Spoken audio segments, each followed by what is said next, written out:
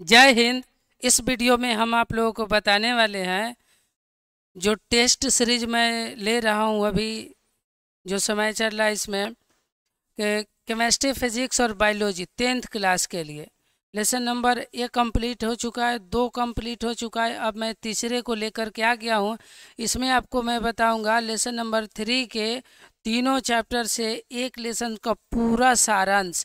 तो दोस्तों बिना देर किए मैं करता हूँ वीडियो को शुरू, और आप लोग जो है ना अपने दोस्तों में शेयर कर लीजिए। चैनल पर नए हैं तो सब्सक्राइब कर लीजिए, और अपने बड़े भाई जिस तरह से आप रिलेशन बनाए टीचर के रूप में, भाई के रूप में या इंडियन के रूप में, आप प्लीज़ चैनल को सब्सक्राइब करते हुए शेयर करते हुए चलिए पहले क्वेश्चन का जवाब दीजिए। पहला क्वेश्चन आपके स्क्रीन पर यहाँ है आपके, देखिए।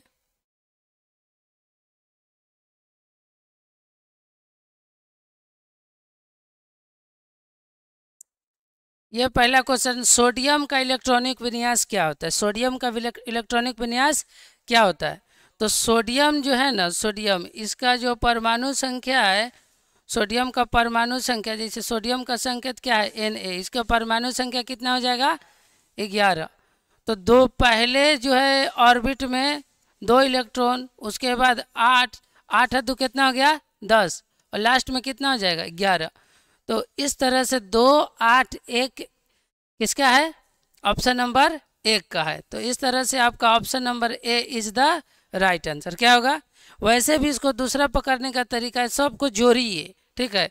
इसको जोड़िएगा 14 हो जाएगा, जबकि सोडियम का इलेक्ट्रॉन परमाणु संख्या कितना है 11।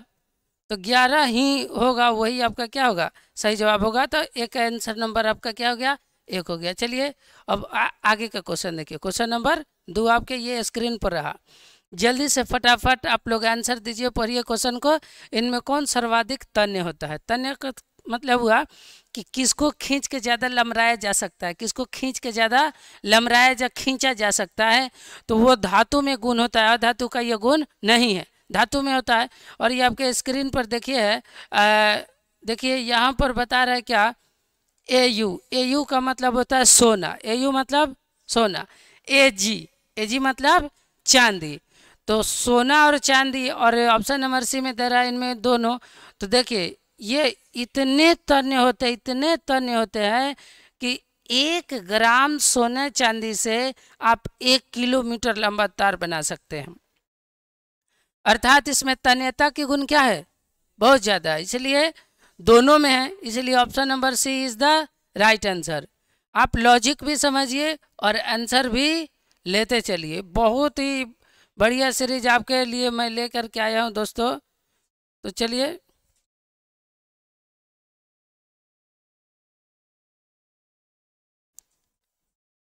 नेक्स्ट क्वेश्चन आपके स्क्रीन पर है। निम्न में कौन, निम्न में कौन कौन अधातु विद्युत का सुचालक है? अधातु से क्वेश्चन आ गया। अधातु क्या हो? विद्युत का सुचालक हो। सुचालक मतलब जिसे बिजली प्रवाहित कर जाए, जिसे बिजली प्रवाहित कर जाए। तो देखिए एक में है क्या, पारा। पारा जो है इसका मतलब, इसको मरकरी भी कहते हैं। क्या कहते हैं? मरकरी, पारा। दूसरा है ग्रेफाइट। कौन है? ग्रेफाइट। उसके बाद है कार्बन और सल्फर। इसमें जो दिया है ना, एक तो पारा जो है ये तो अधातु है, ले नहीं है, ये तो होगा ही नहीं, ये नहीं होगा। उसके बाद ग्रेफाइट देखिए। तो दोस्तों ग्रेफाइट जो है ना विद्युत का सुचालक है। क्या है? विद्युत का सुचालक है। कौन? ग्रेफाइट। इसके ना ये जो ग्रेफाइट है, इससे रिलेटेड अगर हम बात करें तो ये कार्बन का अपरूप है। किसका है? कार्बन का अपरूप है। कार्बन का अपरूप है। बहुत बार ऐसा क्वेश्चन पूछता है। कार्बन के अपरूप कौन है? ग्रेफाइट है। इसके साथ साथ में हीरा भी है। कौन है? हीरा। इसके साथ साथ एक और है फ्लूओरीन। कौन है? फ्लूओरीन। फ्लोरीन जो है ये क्या है? ये तीनों के तीनों क्या है? कार्बन के अपरूप है। किसके अपरूप है दोस्तों? कार्बन के अपरूप है। तो इस तरह से आपका आंसर कौन हो जाएगा? ग्रेफाइट। कौन हो जाएगा? ग्रेफाइट। ऑप्शन नंबर बी आपका क्या हो गया, सही जवाब हो गया। तो फिर देखिए क्वेश्चन नंबर 4 की तरफ चला जाए। क्वेश्चन नंबर 4 कह रहा है इनमें कौन अधातु चमकीला होता है। अधातु चमकीला नहीं होता है, लेकिन एक अपवाद है, उसमें कौन है, देखिए आयोडीन, ग्रेफाइट या दोनों है।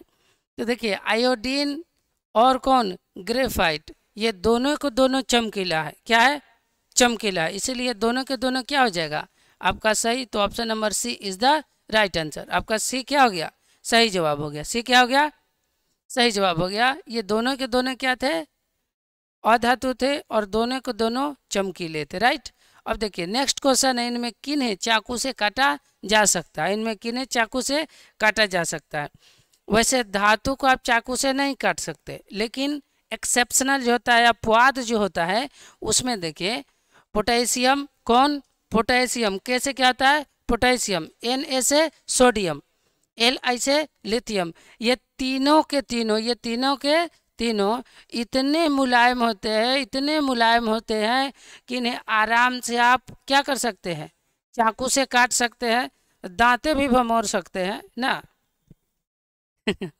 दांते भी क्या कर सकते हैं, भमोड़ सकते हैं। ये साबुन की तरह, लाइफ बाई साबुन नहीं होती है, उसी की तरह क्या है, ये मुलायम होता है। इसलिए ऑप्शन नंबर डी जो बोल रहा है इनमें सभी, तो इनमें सभी हो जाएगा। ज़्यादातर लोग ना सोडियम और पोटेशियम को ही जानते हैं, लिथियम को नहीं जानते, लेकिन लिथियम भी क्या है, लिथियम भी क्या है, ये अधिक मुलायम होते हैं, ठीक ना।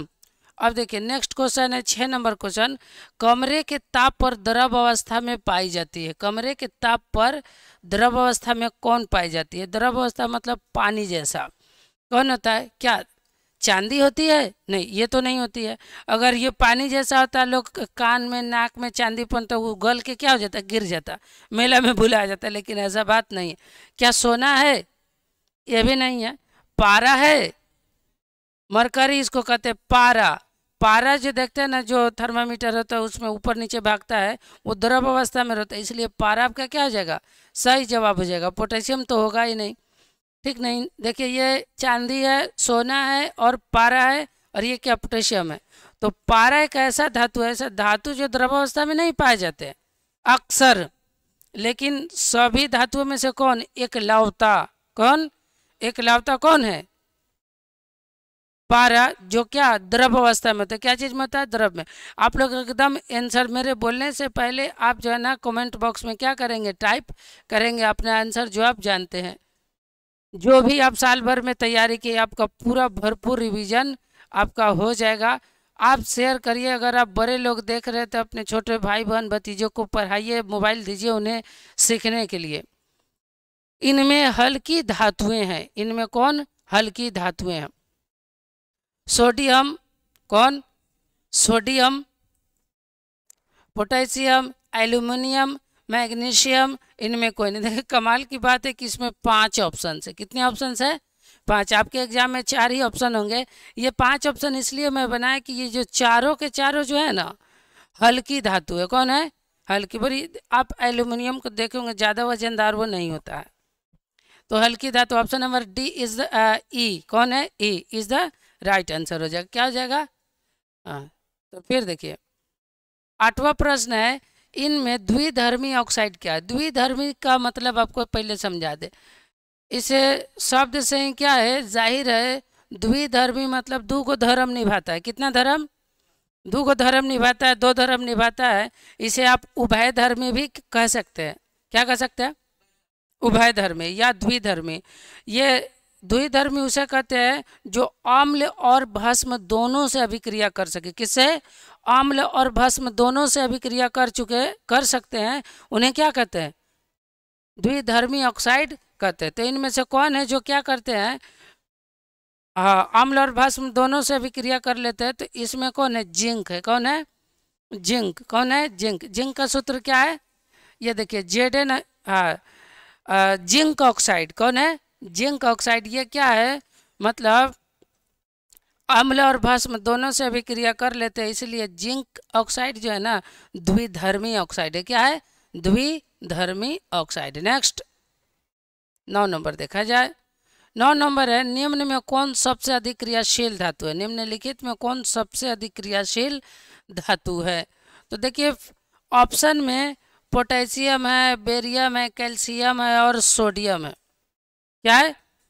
लेकिन सबसे क्या अधिक पूछा गया है कि चारों में से सबसे ज़्यादा कौन है, मोस्ट रिएक्टिविटी किस में पाई जाती है? तो देखिए ये पाया जाएगा किसमें, पोटेशियम में। किसमें? पोटेशियम में।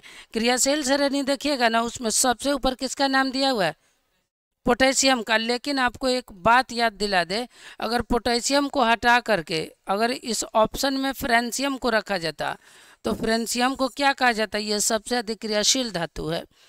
इन धातुओं की विशेषता ये है कि ये जैसे ही खुल जाएंगे ना, ऑक्सीजन के संपर्क में आ जाएंगे, मतलब तो ये जो है ना खुद ब खुद ऑक्सीजन से विक्रिया करके जल जाते हैं। फ्रेंशियम इतना खतरनाक जलने वाली चीज़ है, क्रियाशील धातु है, ये ना पहाड़ों को भी जला सकती है। कौन? फ्रेंशियम। लेकिन ऑप्शन में ये नहीं दिया हुआ है। ऑप्शन में अगर फ्रेंशियम देता तो वो सही होता। इसके अनुसार क्या होगा, पोटेशियम आपका क्या हो जाएगा, सही जवाब हो जाएगा। ठीक ना? सोडियम और पोटेशियम से एक बात आप सुन लीजिए, ये दोनों धातुओं को ना रखा जाता है किरोसिन तेल में डुबाकर। कहाँ रखा जाता है? क्यों? क्योंकि किरोसिन में रखिएगा ना, किरोसिन जो है ना इसके ऑक्सीजन के संपर्क को तोड़ देता है। क्या करता है? ऑक्सीजन से मिलने नहीं देता है। ऑक्सीजन में से जैसे ही मिल जाएगा ससुराई क्या कर लेगा, जल जाएगा। क्या कर लेगा? जल जाएगा। जले ना, इसको सुरक्षित रखने के लिए कहाँ रखते हैं? हाँ, क्यों रखते हैं? क्योंकि ये बहुत अभिक्रियाशील धातु है। मान लीजिए कोई गांव में डकैती करता है, किसी का खून कर देता है, तो उसको जेल में डाला जाता है। काहे कि और लोग को नहीं मारे, माने लोगों की हिफाजत के लिए। उसी तरह सोडियम और पोटेशियम की हिफाजत के लिए क्या किया जाता है, इसको किरोसिन में डुबा कर रखा जाता है। इससे सब्जेक्टिव ऑब्जेक्टिव हर तरह का क्वेश्चन पूछता है भाई। तो क्वेश्चन नंबर 10 आगे देखिए, निम्न में कौन मुक्त अवस्था में पाई जाती है? मुक्त अवस्था में पाई जाती है, इसका मतलब समझिए वे धातुएं जो क्रियाशील श्रेणी के सबसे नीचे हो। कहाँ हो? सबसे नीचे हो, जिसमें रिएक्शन करने की क्षमता क्या हो, बहुत कम हो। क्या हो? बहुत कम हो। कम ही नहीं, बहुत कम हो, मतलब वो किसी से अभिक्रिया न करे। ऐसे धातुएं जिनमें रिएक्शन करने की क्षमता बहुत कम होती है, अर्थात क्रियाशीलता उसमें कम होती है ना, वो बहुत महंगी होती है। क्या होती है? बहुत महंगी होती है। कहीं भी आप लेकर उसको स्वतंत्र रख सकते हैं। तो स्वतंत्र अवस्था में अर्थात मुक्त अवस्था में कौन कौन पाया जाएगा? देखिए ये सिल्वर, गोल्ड, प्लैटिनम, ये तीनों के तीनों बहुत महंगी धातु है। क्या है? बहुत महंगी धातु है। इसलिए किस लिए? इसलिए ये तीनों के तीनों मुक्त अवस्था में पाई जाती है। इसलिए ऑप्शन नंबर डी आपका क्या हो जाएगा, सही जवाब हो जाएगा। क्या हो जाएगा? ऑप्शन नंबर डी आपका क्या हो गया, सही आंसर हो गया। ठीक ना? चलिए अब देखिए, अब जो है आगे का क्वेश्चन देखा जाए। क्वेश्चन नंबर कितना हो जाएगा, यही ना है 11 नंबर।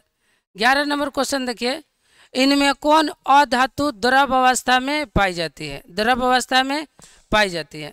तो देखिए क्लोरीन तो होगा ही नहीं, क्लोरीन तो होगा ही नहीं। ठीक ना? यहाँ से देखिए क्लोरीन नहीं होगा, सल्फर नहीं होगा, आयोडीन चमकीला होता है। आयोडीन क्या होता है? चमकीला होता है, ये नहीं होगा। ब्रोमीन आपका क्या होगा, सही जवाब हो जाएगा। क्या हो जाएगा? ब्रोमीन आपका सही जवाब हो जाएगा। वे अधातु जो कहाँ पाई जाती है, द्रव अवस्था में पाई जाती है। ठीक ना? आगे क्वेश्चन देखिए कितना नंबर, 12 नंबर क्वेश्चन देखा जाए।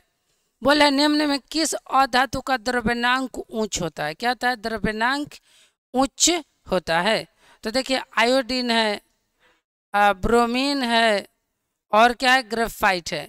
तो इससे पहले आप देखे थे क्या, इस क्वेश्चन में देखे थे कि किसका क्या है, कौन द्रव अवस्था में कौन पाई जाती है, ब्रोमीन है। तो इसमें जाहिर है कि ब्रोमीन आंसर नहीं होगा, मतलब आपका क्या हो जाएगा, ग्रेफाइट हो जाएगा। क्या हो जाएगा? ग्रेफाइट आपका क्या हो जाएगा, सही जवाब हो जाएगा। क्या हो जाएगा? ग्रेफाइट आपका क्या हो गया,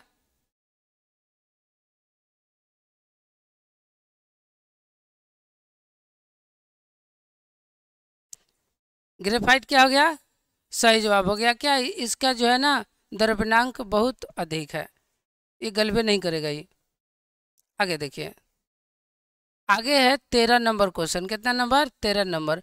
सबसे कठोर पदार्थ कौन है? सबसे कठोर पदार्थ कौन है? इसमें पदार्थ पूछा है, तो सबसे कठोर पदार्थ कौन हो जाएगा? हीरा बाबा। कौन? हीरा बाबा। बहुत क्या है? कठोर है, बहुत मजबूत होता है। बताइए, हीरा जो है नहीं किसका अपरूप है? कार्बन का।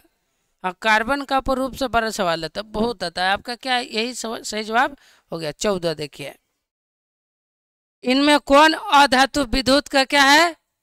ऋणात्मक है।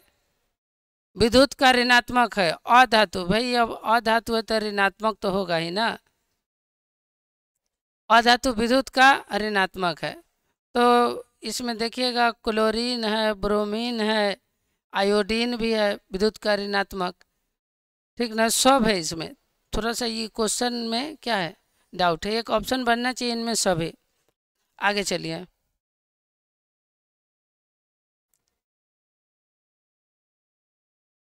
पंद्रह नंबर देखा जाए। कितना नंबर? 15 नंबर। 15 नंबर बड़ा अच्छा प्रश्न है। Na आयन में कितने इलेक्ट्रॉन होते हैं? Na मतलब सोडियम में। ये बड़ा अच्छा चीज़ है। देखिए इसको इसको समझा जाए। ये कौन है? सोडियम है। इसकी परमाणु संख्या कितनी है? 11। अब देखिए, जब इसका इलेक्ट्रॉनिक विन्यास निकालिएगा तो कितना हो जाएगा? 2 8 1। ये ना अपना अष्टक पूरा करने के लिए एक इलेक्ट्रॉन क्या करेगा? त्याग करेगा। क्या करेगा? त्याग करेगा। तो जब एक इलेक्ट्रॉन त्याग देगा, एक इलेक्ट्रॉन इसे निकल जाएगा, तो बचेगा कितना? 8 2 10। तो कितना इलेक्ट्रॉन बच गया? 10। अगर पूछता प्रोटॉन, तो प्रोटॉन 11 का 11 ही रहता। काहे कि रिलीज क्या किया है? रिलीज किया है ये इलेक्ट्रॉन ना, प्रोटॉन थोड़ी ना निकाला, इसीलिए प्रोटॉन सेम रहेगा लेकिन इलेक्ट्रॉन एगो कम हो जाएगा। सोडियम आयन में कितने प्रोटॉन होते? देखिए आ गया क्वेश्चन। अभी मैं बोल ही रहा था तब तक ये आ गया। कितना प्रोटॉन होगा? सोडियम की परमाणु संख्या कितनी है? सोडियम की परमाणु संख्या 11। आयन बनने के लिए इलेक्ट्रॉन छोड़ता है, प्रोटॉन नहीं छोड़ता है। और किसी भी परमाणु में जितनी उसकी परमाणु संख्या होती है उतना ही उसके इलेक्ट्रॉनों की संख्या, उतना ही उसकी प्रोटॉनों की संख्या होती है। तो भैया इलेक्ट्रॉन त्याग किया तो प्रोटॉन पे तो कोई प्रभाव पड़ेगा नहीं, इसीलिए आपका क्या हो गया? Option number C is the right answer. 11 का 11 ही रह जाएगा। ठीक ना। अब देखा जाए कितना? 17। कितना नाम? क्लोरीन आयन में कितने इलेक्ट्रॉन होते हैं? क्लोरीन आयन में कितने इलेक्ट्रॉन होते हैं दोस्तों? जल्दी फटाफट बताइए, क्लोरीन आयन में कितने इलेक्ट्रॉन होंगे? क्लोरीन आयन में इलेक्ट्रॉन, क्लोरीन किसके करीब है? तो ये आर्गन के करीब है। किसके करीब है? आर्गन के करीब है। और आर्गन की परमाणु संख्या कितनी है? 18। और क्लोरीन के कितनी है? 17। कितनी है? 17। तो ये ना एक इलेक्ट्रॉन लेगा, किस लिए? अपना अष्टक पूरा करने लेके। एक तो बढ़ जाएगा ना, एक बढ़ जाएगा तो जाहिर है 17 में एक बढ़ेगा तो कितना हो गया? 18। इसलिए क्लोरीन आयन में इलेक्ट्रॉनों की संख्या कितना हो जाएगा? 18। आपका क्या हो जाएगा? सही जवाब हो जाएगा। 17 नंबर क्वेश्चन देखिए, कैल्शियम आयन में कितने इलेक्ट्रॉन होते हैं? देखो जी, कैल्शियम की परमाणु संख्या कितनी है? कैल्शियम की परमाणु संख्या है 20। और करीबी इसका कौन है? आर्गन है, निष्क्रिय गैस, जिसकी परमाणु संख्या कितनी है? 18। तो बताइए 18 की तरह कैल्शियम होगा तो जाहिर है कि अपना 2 इलेक्ट्रॉन क्या करेगा? त्याग करेगा। 2 इलेक्ट्रॉन क्या करेगा? त्याग करेगा। तो 20 में से 2 इलेक्ट्रॉन चला जाएगा तो कितना बचेगा? 18 बचेगा। ऑप्शन नंबर सी अब आपका क्या हो गया? सही जवाब हो गया। ठीक ना। अब देखिए एक डी ऑप्शन यहाँ भी था। 19 नंबर देखिए, धातु अपना अष्टक पूरा करने के लिए इलेक्ट्रॉन को क्या करते? जितने भी धातु होते हैं ना, जितने भी धातु होते हैं वो अपना अष्टक पूरा करने के लिए इलेक्ट्रॉन को त्याग देते हैं। क्या करते हैं? अभी आप कैल्शियम को देखो, वो धातु था, 2 इलेक्ट्रॉन को त्याग दिया। पोटेशियम देखिएगा तो 1 इलेक्ट्रॉन त्याग देगा। सोडियम देखिएगा तो 1 इलेक्ट्रॉन त्याग देगा। मैग्नीशियम देखिएगा तो 2 इलेक्ट्रॉन त्याग दे देगा। अगर आप एल्युमिनियम पूछिएगा तो वो कितना इलेक्ट्रॉन को त्याग दे देगा?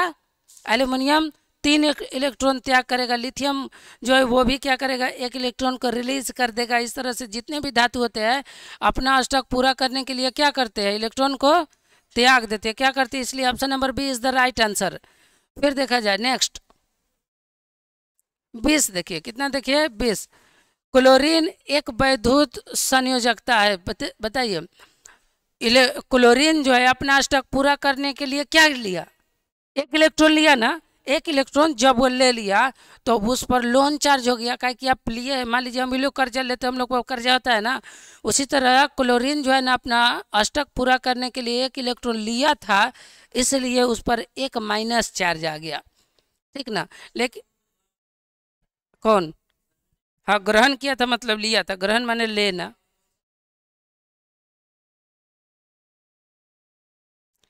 कौन, धातु, जितने भी धातु होते हैं ना अपने अष्टक पूरा करने के लिए इलेक्ट्रॉन त्याग करते हैं, छोड़ देते हैं कि चल भाग। तो अब कैल्शियम के पास कितना है, 2 है, मोस्ट ऑर्बिट में, लास्ट ऑर्बिट में कितना है, 2। फिर से देखिए कैल्शियम है, परमाणु संख्या कितना है, 20 है, कितना है, 20 है, 2 8 8,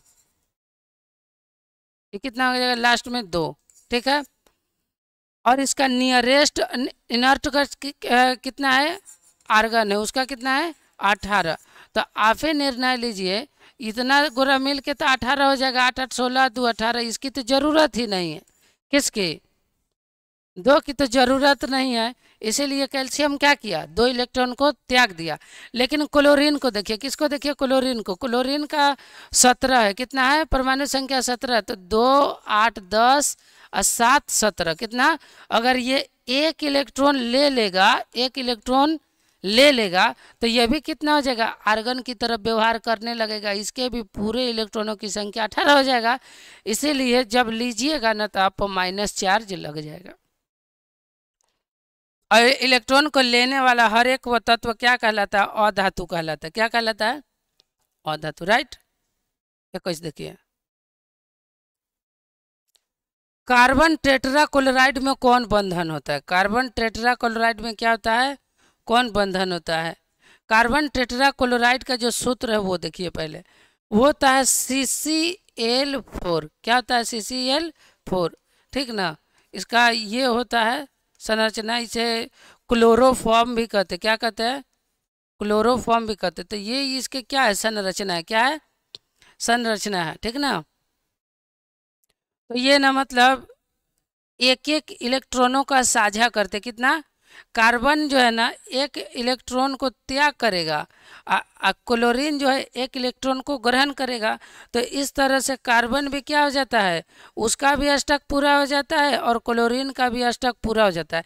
आप सोचिए कि भैया कार्बन 6 पर है, कितना पर है, 6 पर है, एक इलेक्ट्रॉन ले लेने से कैसे अष्टक पूरा हो जाएगा उसका, है वो किसके करीब है, कार्बन या तो हीलियम के करीब है या तो नियोन के करीब है।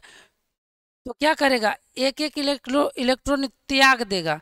तो यहाँ एक इलेक्ट्रॉन इसके साथ, एक इलेक्ट्रॉन इसके साथ, एक इलेक्ट्रॉन इसके साथ, एक इलेक्ट्रॉन इसके साथ, चारों को दिया कहोंगे, तो 4 को क्या हो गया, त्याग दे दिया। तो कार्बन की परमाणु संख्या कितनी, 6 है, कितना है, 6, 2,4, 4 इलेक्ट्रॉन को क्या कर दिया, रिलीज कर दिया। इस तरह से अब 2 बच गया ना, तो वो हीलियम की तरफ व्यवहार करने लगा, किसकी तरह, हीलियम की तरफ व्यवहार करने लग गया। तो कितने बंधन थे, एक बंधन, इसलिए option number A is the right answer, right.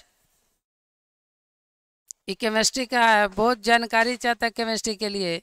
बहुत बच्चे लोग कहते हैं केमिस्ट्री बड़ी भारी होता है, अरे बाबू पढ़िएगा ठीक से तो कोई भारी नहीं है, बस समझ, एक समझाने वाला अच्छा होना चाहिए लाइफ में। कार्बन डाइऑक्साइड में कौन बंधन होता है, कार्बन डाइऑक्साइड में कौन बंधन होता है। तो कार्बन डाइऑक्साइड देखिए, उसके पास कार्बन के साथ कौन है, ऑक्सीजन है, और ऑक्सीजन को अपना अष्टक पूरा करने के लिए क्या चाहिए, 2 इलेक्ट्रॉन चाहिए, कितना, 2 इलेक्ट्रॉन को क्या करेगा, इसीलिए 2 इलेक्ट्रॉनों का क्या करेगा, साझा करेगा, इसलिए इसमें क्या हो जाएगा, द्विबंधन हो जाएगा, कितना हो जाएगा, द्विबंधन हो जाएगा। इसलिए option number B is the right answer. थोड़ा टाइम लगेगा भाई, अच्छा काम में टाइम लगता है, टेंशन मत लीजिए, अगर आप टाइम दे रहे हैं ना तो आप सीख भी रहे हैं, ये सब बड़ी अच्छा चीज़ है। नाइट्रोजन अणु बनने में कौन सा है, नाइट्रोजन की परमाणु संख्या कितना है, 7 है, कितना है, 7 है। और ये किसके करीब है, तो नियोन के करीब है, नियोन कितना पर है, 10 पर है। तो नियोन के जब करीब है तो भैया ये अपना अष्टक पूरा करने के लिए 3 किसी न किसी से लेगा, तब ना 10 हो जाएगा।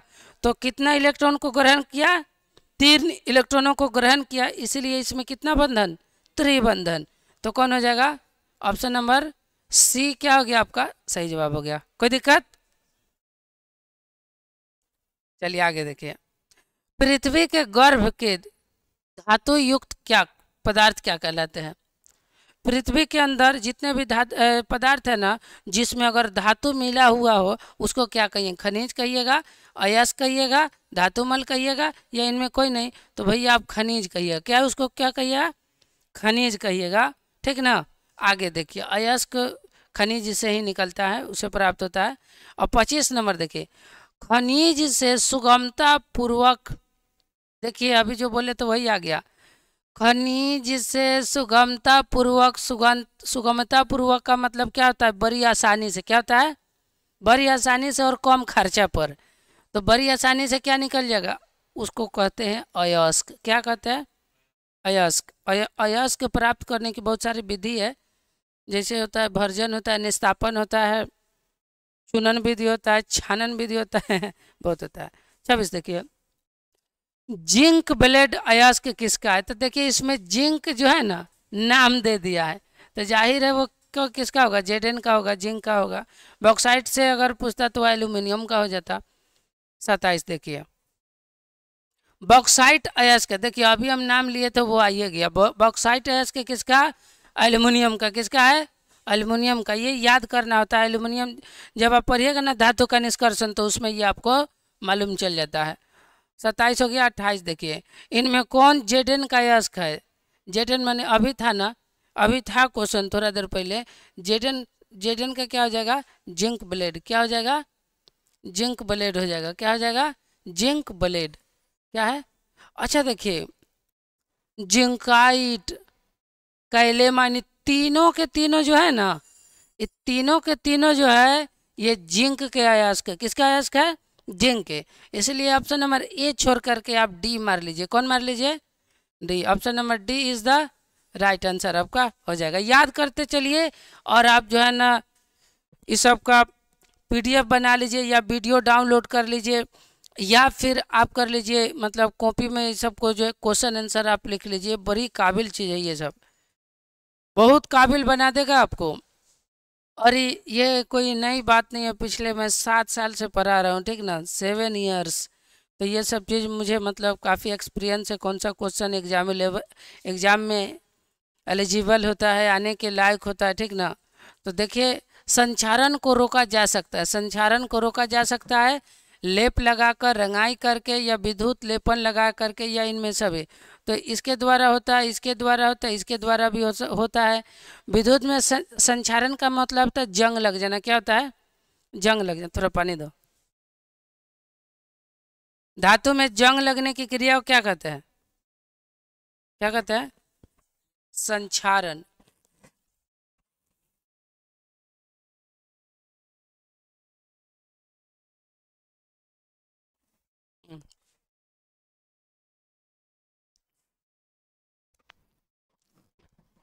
हेलो, ठीक है।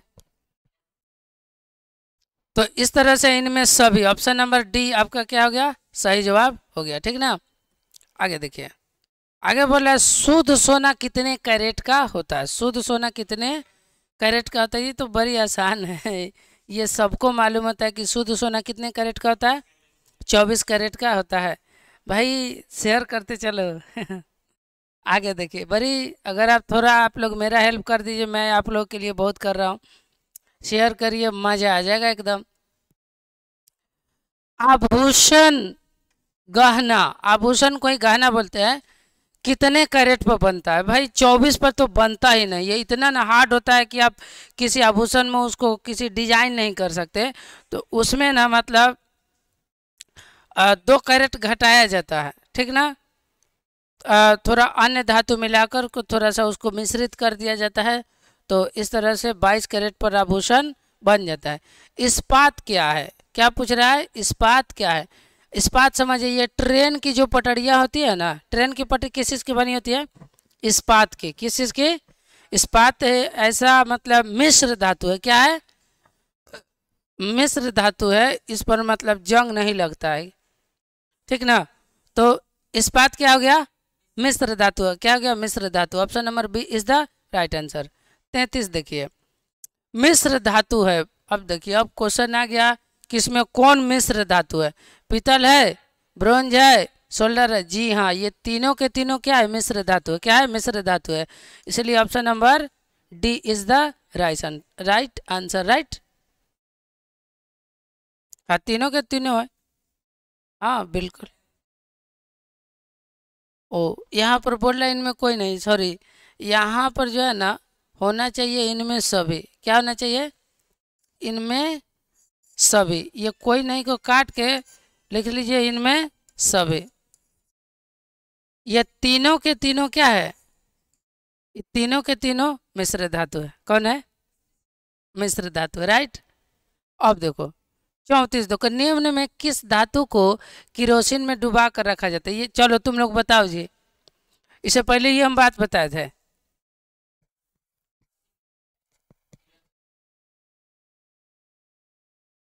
सोडियम को, किसको, सोडियम को। एक और था कौन, पोटेशियम। सोडियम और पोटेशियम को कहाँ रखा जाता है, किरोसिन तेल में डुबाकर रखा जाता है। ठीक ना। चलिए पढ़ते चलिए और समझते चलिए। किसी भी क्वेश्चन में किसी को कुछ प्रॉब्लम है, आप कमेंट बॉक्स में पूछ सकते हैं कौन सा क्वेश्चन में क्या दिक्कत था। 35 नंबर,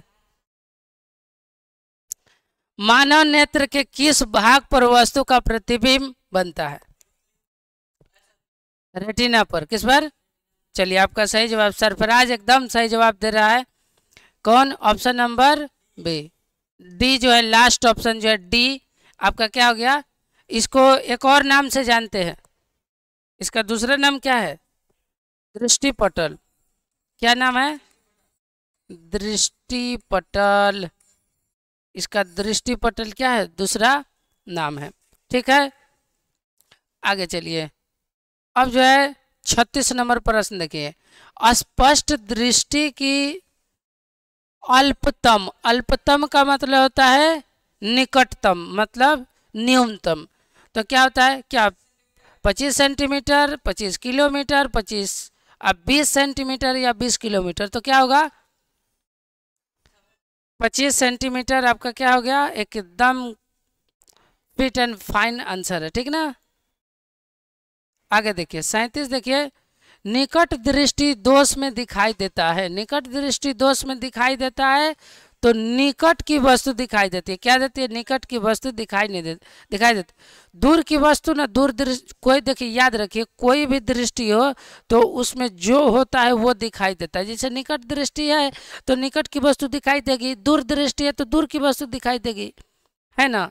अगर देखिए उपचार पूछेगा ना, निक आ रहा है ना, तो इसके उपचार में अवतल लेंस का प्रयोग होता है। किसका, अवतल लेंस को अपसारी लेंस भी कहते हैं। क्या कहते हैं, अपसारी लेंस कहते हैं। क्या कहते हैं, अगर इसको पढ़िए ऊ से उत्तल, तो दूर दृष्टि में क्या होता है, हाँ उत्तल लेंस का प्रयोग होता है। कौन लेंस का प्रयोग होता है, उत्तल लेंस। इसको ना अभिसारी लेंस कहते हैं। क्या कहते हैं, अभिसारी लेंस।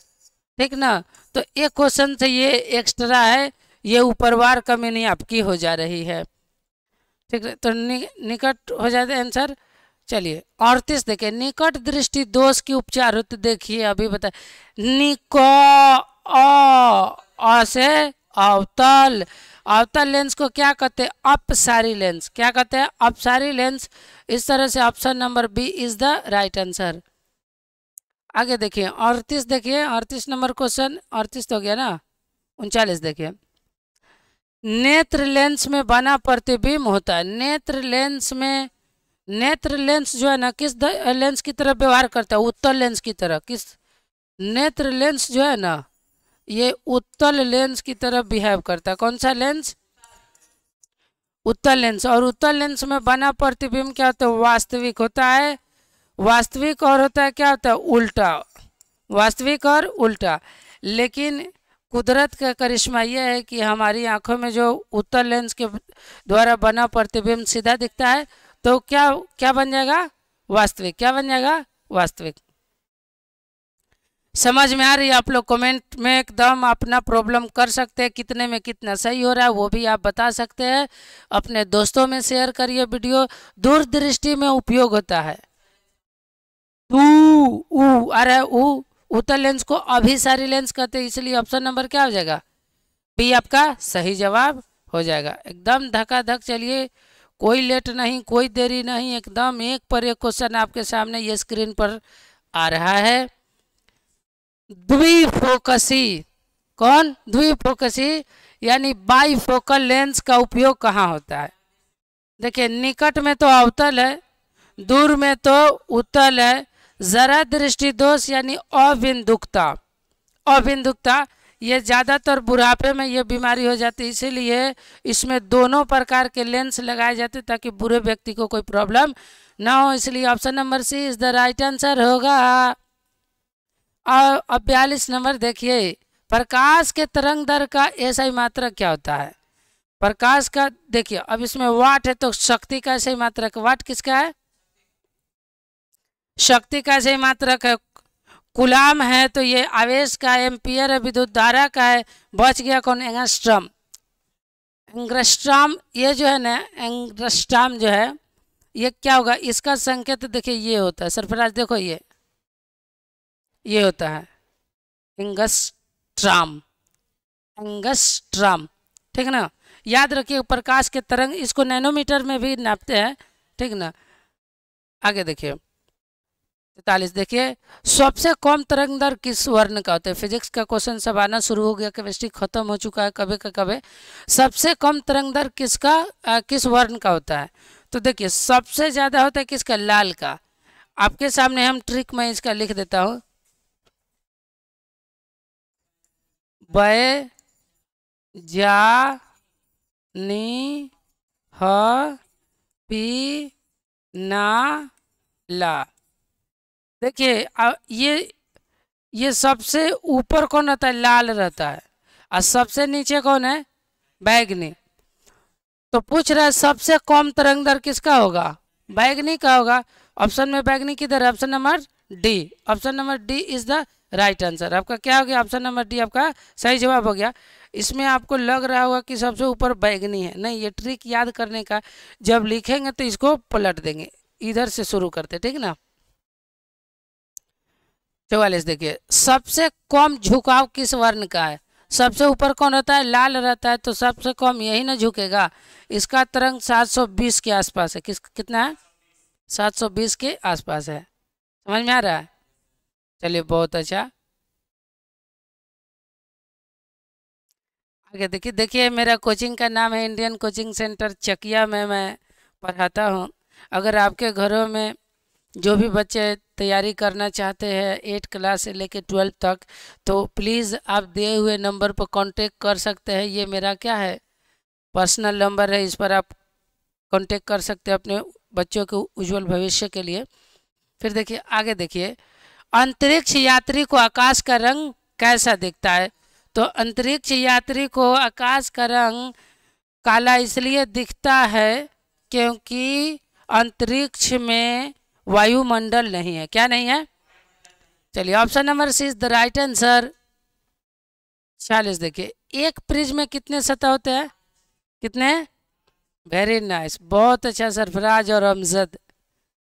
देखिए ये हमारे टीम में बच्चे लोग पढ़ते भी हैं, सरफराज और अमजद, और मैं वीडियो रिकॉर्ड करता हूँ। ये 10th क्लास के स्टूडेंट है, ये लोगों का रिवाइज भी हो जाता है और मेरे साथ भी रह लेते हैं, ठीक ना। हमेशा ये लोग साथ रहते, बड़े अच्छे विद्यार्थी लोग।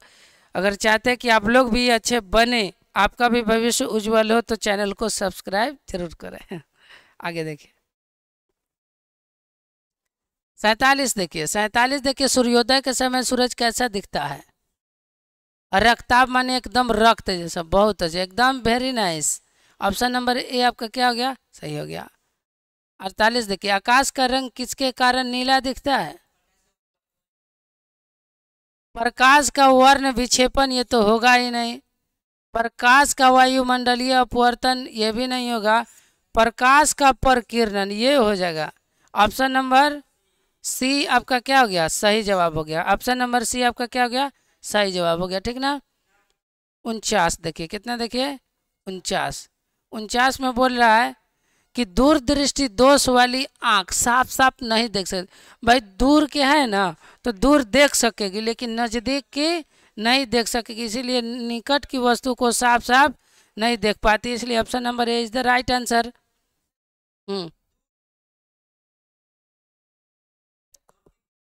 साफ साफ देख सकती है, वो तो देख सकती है, तो दूर की वस्तु साफ साफ देख सकती है। इसे बी होगा, सॉरी बी क्या होगा, सही जवाब होगा। बी आपका क्या होगा, सही जवाब होगा। चलिए, हमको लगा कि इसमें नहीं लिखा हुआ है, लेकिन इसमें है वाली बात है। 50 देखिए, वस्तु का प्रतिबिंब रेटिना के पीछे बनता है, बताइए। रेटिना के पीछे बनता है कहाँ, दूर दृष्टि दोष में, कहाँ, और रेटिना के पीछे बन जाता है। अब जब इसमें जब आप लगा दीजिएगा ना उत्तर लेंस, वो क्या करेगा, पकड़ के रेटिना पर ले आएगा इस तरह से, जिस व्यक्ति को दूरदृष्टि दोष हो जाता है वो साफ साफ वस्तु को देख पाता है। एक कोशिकीय पौधे में परिवहन किसके द्वारा होता है, विसरण क्रिया द्वारा। किसके द्वारा, उसमें कोई स्पेशल ना परिवहन के लिए कोई विशेष ऊतक नहीं, क्योंकि एगो कोशिका का बल नहीं है ना। चलिए 52 देखिए, इनमें कौन संवहन ऊतक है, इनमें कौन संवहन ऊतक है, जाइलम, फ्लोएम, या इनमें दोनों के दोनों तो संवहन ऊतक, इसलिए ऑप्शन नंबर सी क्या हो जाएगा, सी इज द राइट आंसर। सी एकदम 100% सही है।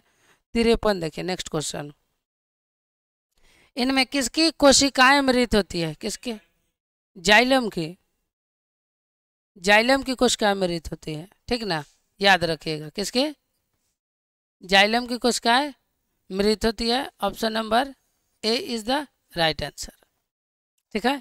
डाउट है, जाइलम ही होता है। आगे देखिए 54 देखिए, मकई का पौधा एक दिन में कितना जल उत्सर्जन करता है, ठीक ना। तो देखिएगा 3 से 4 लीटर मकई का है, 10 से 20 लीटर सेब का है, और ये किसी का नहीं है, ठीक ना। तो ऑप्शन नंबर ए क्या हो जाएगा, सही। हाँ, सेब का याद रखिएगा, क्योंकि सेब खाइएगा उसमें पानी ज़्यादा रहता है ना, तो उसमें हाँ, इसलिए वो ज़्यादा उत्सर्जन करता है। 55 देखिए, इनमें कौन परिवहन तंत्र है, परिवहन तंत्र समझ रहे हैं, परिवहन तंत्र देखिए, रुधिर या रक्त ये तो है ना, हृदय या दिल ये भी परिवहन में भाग लेता है, रक्त वाहिनी ये भी है ना, इसलिए ऑप्शन नंबर क्या हो जाएगा, डी आपका क्या होगा, सही जवाब हो जाएगा। फिर देखिए कितना, 56 देखिए, रक्त यानी ब्लड, खून, पीएच मान होता है 7.4। ये पिछले वीडियो में हम बनाए थे तो थोड़ा कन्फ्यूजन था, 7.4 की 8, भैया 7.4 ही होता है, कन्फर्म है ये, 7.4 इज द राइट आंसर। जब 7 से अधिक है ना तो ये क्या होगा, थोड़ा सा क्षारीय होगा, क्या होगा, क्षारीय होगा। 57, रक्त एक ऊतक है, रक्त कौन सा ऊतक है, रक्त एक तरल संयोजी ऊतक है, रक्त एक तरल संयोजी ऊतक है, ठीक ना। 58, पूरे रक्त का प्लाज्मा कितना प्रतिशत होता है, याद है, हाँ 55%, किधर है, option number D is the right answer, ठीक ना। उसके बाद देखिए, प्लाज्मा में जल कितना प्रतिशत होता है, याद है कुछ, नहीं 73 नहीं होता है, 90%, पूरा 90% होता है प्लाज्मा में, रक्त कितना, 90%, ठीक ना। उसके बाद देखिए 73% आप जल समझ गए पूरे पृथ्वी पर, 72 उसके करीब है। हीमोग्लोबिन किस में पाया जाता है, डब्ल्यूबीसी में, आरबीसी में, रेड ब्लड सेल, लाल रक्त कनिकाएं या लाल रुधिर कनिकाएं कहते हैं हिंदी में, ठीक ना। 61 देखिए, रक्त बिंबाणु, रक्त बिंबाणु यहाँ उसी का ऑप्शन था ना, तो ऑप्शन नंबर देखिए, रक्त को थक्का बनाने में सहायक है। रक्त के जो है ना 3 भाग होते हैं, रक्त के कितने भाग हैं, 2 भाग है, एक ठोस और एक तरल, ठोस और एक तरल। तरल में प्लाज्मा था, ठोस में आ जाता है आरबीसी, डब्ल्यूबीसी और रक्त बिंबाणु। तो आरबीसी डब्ल्यूबीसी तो थक्का नहीं बनाता है, बच गया कौन, रक्त बिंबाणु, इसको थ्रोम्बोसाइट भी कहते हैं, क्या कहते हैं, थ्रोम्बोसाइट। तो रक्त बिंबाणु क्या हो गया आपका सही जवाब। हाँ, जैसे उंगलियां कट गया, हाथ कट गया तो क्या हो जाता है, खून, हाँ, उसको जमाता है ताकि और खून क्या हो, भागे नहीं बॉडी से। भाई खून भाग जाएगा तो आदमी मर ही जाएगा। मनुष्य का हृदय कहाँ अवस्थित रहता है, कहाँ रहता है? यहाँ 2 ऑप्शन है और 2 ऑप्शन आपका यहाँ है। देखिए देखिए, वच गुहा में या उदर गुहा में? उदर गुहा में, कंफर्म? उदर गुहा में आपका मनुष्य हृदय पाया जाता है। तो option number B is the right answer, ठीक ना। आगे देखिए, देखिए अच्छे काम से उकताहट नहीं, पूरा एकदम वीडियो वॉच करिए, एकदम मजा आ जाएगा। मनुष्य के हृदय में कितने वेश्म होते हैं? वेश्म मतलब चैम्बर, कोष्ठ, कोष्ठ, कोष्ठ, क्या? कोष्ठ, कोष्ठ का ये चैम्बर कहते। कितने चैम्बर होते हैं? हाँ, 2 निलय और 2 आलिंद, 2 निलय और 2 आलिंद, ठीक ना। हाँ, फिर देखिए 73, देखिए वेश्मों का संकुचन क्या कहलाता है? वेश्मों का संकुचन क्या कहलाता है? शिथिलन, सिस्टोल, डायस्टोल, या इनमें कोई नहीं? कौन कहला? सिस्टोल। वेश्मों का शीतलन सिस्टोल, और शीतल असंकुचन क्या कहलाता है? देखिए संकुचन सिस्टोल, प्रश्न नंबर क्या है? वेश्मों का संकुचन सिस्टोल, क्या हो जाएगा? Systole. Option number B is the right answer, ठीक ना। अच्छा, एक सिस्टोल और एक डायस्टोल क्या कहलाता है? एक धड़कन कहलाता है, देखो। अच्छा, वेश्मों का शिथिलन क्या कहलाता है? डायस्टोल। क्या कहलाएगा? डायस्टोल कहलाएगा। भल था एकदम। देखो ये सब बड़ी तगड़ा क्वेश्चन, ये सब हमेशा पूछता है। सिस्टोल और डायस्टोल क्या कहलाता है? देखो आइए कि अभी हम पूछे थे, क्या कहलाता है? एक धड़कन। क्या कहता है? कोई कोई कहता है कि मेरे दिल का हर एक धड़कन आपके नाम से धड़कता है। इसको कौन हो सके करो, नाम से मतलब है। शायर से जितना होता है ना, लोग को खराब कर देता है पैसा कमाने के लिए, है ना। अब एगो पवन सिंह कहता है भगवान बड़ी फुर्सत से तोरे बनौले बारे। अभी भगवान तो दो नजरा है नहीं कि भाई किसी को फुर्सत में बनाएगा, किसी को टाइम पास में बनाएगा। लेकिन वो सब जो है, शुद्ध रक्त का वाहन कौन करता है? धमनी। कौन करता है? धमनी। कौन करता है? धमनी। इसमें शुद्ध रक्त, शुद्ध रक्त का क्या नाम है? ऑक्सीजनित। क्या नाम है? ऑक्सीजनित। वी ऑक्सीजनित रक्त का वाहन करता है। वी ऑक्सीजनित अशुद्ध रक्त, वी ऑक्सीजनित माने अशुद्ध रक्त। कौन हो जाएगा? शीरा। कौन हो जाएगा? शीरा। Sorry, option number B is the right answer, ठीक ना। ये नहीं होगा, ठीक है। अब देखिए कौन? 78, फुफ्फुस धमनी डॉट डॉट रक्त का वाहन होता है। फुफ्फुस धमनी, देखिए धमनी में क्या होता है? शुद्ध रक्त। लेकिन जब फुफ्फुस आ जाएगा ना तो उल्टा समझ लीजिए। क्या समझ लीजिएगा? हाँ, तो धमनी में शुद्ध रक्त, अब फुफ्फुस धमनी में अशुद्ध रक्त। क्या हो जाएगा? Option number B is the right answer. अच्छा चलिए, एक बात आप लोग याद करते चलिए कि मान लीजिए अगर धमनी से सिरा से पूछा था, सिरा में अशुद्ध रक्त जाता है, लेकिन अगर फुफ्फुस सिरा पूछ दे तो शुद्ध रक्त। हाँ, याद रखिएगा, ठीक नहीं है। एग्जाम याददाश्त की होती है, उसमें तेजी नहीं चलता है, जितना याद रखे उतने तेज है। फुफ्फुस शिरा में कौन सा रक्त? देखिए सिर्फ सिरा पूछता तो अशुद्ध, लेकिन फुफ्फुस बोला तो शुद्ध रक्त का वाहन करेगा, ठीक है। ये इसलिए वापसी में ये सब क्रिया करता है। कब? कब? जब माइटोकॉन्ड्रिया से जब रक्त वापस आएगा बॉडी में, कहाँ? दिल में। अब दिल जो फिर रिटर्न करेगा फेफड़ा को शुद्धिकरण के लिए। रक्त का शुद्धिकरण कहाँ था? फेफड़ा में। तो ये सब वहाँ पर अपवाद वाली धमनी और शिराएं काम करते हैं।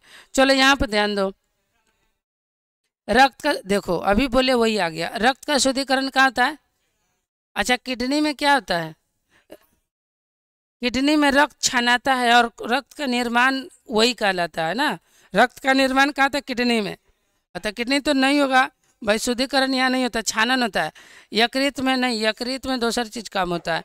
फेफड़ा में तो हाँ यही पर होता है। कहाँ होता है? फेफड़ा में क्या होता है? रक्त का शुद्धिकरण होता है। शुद्धिकरण का मतलब ऑक्सीजन, सॉरी, ब्लड में जो कार्बन डाइऑक्साइड है ना, वो निकल के नासिका द्वारा वायुमंडल में चला जाता है। कहाँ चला जाता है? चलिए 82 81 देखिए, लसिका का रंग कैसा होता है? लाल, हरा, नीला, रंगहीन।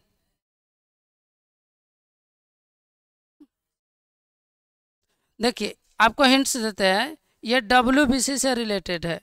WBC सफ़ेद होता है, क्या होता है? सफ़ेद होता है। जब WBC से इसका कनेक्शन है सफ़ेद का, तो लाल तक हट गया, हरा हट गया, नीला हट गया, नहीं हट गया, तो बच गया कौन? सफ़ेद। सफ़ेद रंगहीन है, सफ़ेद का कोई रंग नहीं होता है ना, सब हाँ रंगहीन। हाँ, इसीलिए क्या हो गया? रंगहीन माने कोनो रंग, जैसे पानी का कोई रंग नहीं है, उसी तरह सफ़ेद कोई रंग नहीं है। जैसे यहाँ पे ये सब वाइट का, वाइट जो है बत्ती लगी है, वाइट प्रकाश है, श्वेत प्रकाश है, ये क्या है? इसका कोई रंग नहीं। अच्छा, पंप अंग कौन है इसमें? पंपिंग, हाँ फेफड़ा, ये नहीं है। हृदय, हाँ ये है। अब आपका बी क्या हो जाएगा? सही आंसर हो जाएगा, ठीक ना। आगे देखिए 83 देखा जाए, रक्त का दबाव अधिक होता है। रक्त का दबाव कहाँ होता है? तो देखिए धमनी में, शिरा में, या दोनों में। देखिए आपको हिंट्स दे, इसकी दीवारें मोटी होती है, क्या होती है? और इसकी दीवारें पतली होती है। अब बताइए आप लोग, हैं? तो अगर इसमें दबाव ज़्यादा होगा तो ये तो फट जाएगा, नहीं फट जाएगा। इसलिए ऑप्शन नंबर आपका क्या हो गया? ये आपका सही जवाब हो गया, ठीक ना। आगे देखिए 84 नंबर, सिस्टोल प्रेशर कितना होता है? सिस्टोल समझ रहे हैं? सिस्टोल ऊपर का और डायस्टोल नीचे का, ठीक ना। तो ज़्यादातर आपका जब बीपी नापाएगा ना, जो रक्तचाप मापी यंत्र जो होता है, डॉक्टर जो नहीं फुलाता, इसे धके इसमें बांध देगा, इसे तो इसमें प्रेशर बनाता है, तो ऊपर होता है, तो उसको क्या बोलते हैं? सिस्टोलिक। तो ऊपर कितना होना चाहिए? 120। एक स्फैगोमैनोमीटर द्वारा इसका माप होता है, ठीक ना। तो systolic pressure 120, diastolic pressure 80 mm होगा। 110 पर थोड़ी सी एक दूगो रसगुल्ला खा लीजिए, मस्त। बीपी का प्रॉब्लम हो डाउन का, किसका? डाउन का, तो रसगुल्ला खाइए ताज़ा, या चीनी पानी घोर के पी लीजिए, तत्काल जो है ना बीपी का प्रेशर सामान्य कर देता है। 85 देखिए, एक स्वस्थ व्यक्ति का रक्तचाप कितना होता है जिसमें कोई बीमारी ना हो? हाँ 120/80। ऊपर का कितना रहना चाहिए? 120, और नीचे का? हाँ नहीं नहीं नहीं नहीं नहीं, ऐसा थोड़ी ना। अब मान लीजिए यहाँ किडनी है, जब पुश करता है तो ज़्यादा प्रेशर से करेगा ना, तब ना पूरे बॉडी में रक्त जाएगा। अगर आप इसको चेंज करिएगा तो बॉडी के पूरे दिल को चेंज करना पड़ेगा, नील एक्वालिन को, सब में चेंजिंग, पूरा सिरा धमनी पूरा में क्लियर। उतना आदमी के बस का बात नहीं है कि ना, वो ईश्वर ही कर सकता है। कैसे? देखिए रक्तचाप की माप होती है, रक्तचाप की माप होती है, दाब मापी यंत्र हिंदी में कहते हैं, स्फिग्मोमैनोमीटर इंग्लिश में कहते हैं। बातवा एक ही है, तो इसलिए अगर दिया है ऑप्शन नंबर सी तो आपका यही होगा, ठीक ना। इस तरह से बनाया गया है कि आप याद करिए। ये सब क्या है? फाइनली टेस्ट नहीं है, ये सब तैयारी कराने का टेस्ट है, ठीक ना। हाँ, ये सब तैयारी करा रहा है कि आपको जब भेजा जाएगा बॉर्डर पर मोतिहारी, तब वहाँ पे कैसे फाइट करना है। हृदय घात होता है, हार्ट अटैक। हार्ट अटैक लोग कहते हैं, हार्ट अटैक नहीं होता है, हार्ट स्ट्रोक क्या होता है। हाँ, इसमें देखिए मतलब जब 100 आपका 20 वाला है ना, कौन वाला? 120 वाला, 120 वाला जो है ना, जब वो ज़्यादा हो जाएगा, जैसे 120 वाला है ना, जब 125 पे 130 पे जाएगा ना, वैसे में ब्रेन की नस फट जाती है। कहाँ की? ब्रेन की नस फट जाएगी। अब ब्रेन की नस फट जाएगी तो एनर्जी मिलेगा? नहीं मिलेगी, एनर्जी नहीं मिलवे नहीं करेगी। ऐसे में ना आदमी को ताकत मिलती नहीं, ऐसे में आदमी क्या हो जाता है? मर जाता है, ठीक ना। तो बीपी का अगर बढ़ रहा है, बीपी माने ब्लड प्रेशर, और रक्तचाप बहुत बड़ी खतरनाक बीमारी है। देखिएगा ना, जेकर बीपी बढ़ रहता है हमेशा खरुआइले बोलता है, खिसियाले बोलता है, और उसे 10 मिनट मुंह लगा दीजिएगा, बस चिल्ला उला के थर्रा उरा के एकदम गिर जाएगा ना। किसी को देखिए घर में बीपी का परेशानी रहता है, दूसरा इतना चिल्लाता है, गाली उली देता है, अंदर से कोई इशारा करो, मुंह मत लगाओ ओकरा से, बीपी का परेशानी है, ऐसा होता है। एगो वकील साहब तो समझे, कोयला बिलवा के पलटू, उनका कथी नाम है, अब जो ना सबसे पैसा ले लिया, काम नहीं करे तो एगो खिसिया के बोले, उनकी घर वाले लोग बोले कहते नहीं इनसे मुंह नहीं लगाइए, इनको बीपी का परेशानी है ना। तो एगो राय जी थे, कह रहे कहते पैसा लेवे ला बीपी नहीं बढ़ा था, और काम करने में बीपी बढ़ रहा है। और ओकरा का उसका दिया, और लगा चिल्लाने। ये होता है बीपी का परेशानी। तो क्या होगा, हृदय घात होता है किसके कारण? हाँ, हाइपर टेंशन, इसको क्या कहते हैं? हाइपर टेंशन बड़ी खतरनाक होता है, ज़्यादातर उम्र के हिसाब से होता है, 30-40 के प्लस के आदमी में ही ज़्यादा टेंशन हो जाता है, समझे। आई ज़्यादातर होता है टेंशन लेने से। देखिए एम ना लिखा टेंशन, और वो क्वेश्चन हाइपर। हाइपर टेंशन बड़ी बवाल कर देगा जिसको हो जाएगा। कम वाला है तो आप रसगुल्ला खा के मस्त हो सकते हैं, लेकिन इनमें बड़ी परेशानी है। एक और हाँ इलाज है ना, डॉक्टर के पास खाते के इलाज। तो देखिए इस तरह से जो है ना लास्ट क्वेश्चन था। तो ये आपका जो 87 क्वेश्चन आज हमने कराया दोस्तों, आप लोगों से मेरा यही है कि अगर वीडियो को पूरा देखे हैं तो आप अपना पूरा कितना सही था कितना गलत था कमेंट बॉक्स में अपना आंसर भेज सकते हैं। तब तक के लिए मुझे इजाज़त दीजिए। नमस्कार, जय हिंद, जय भारत, गुड नाइट।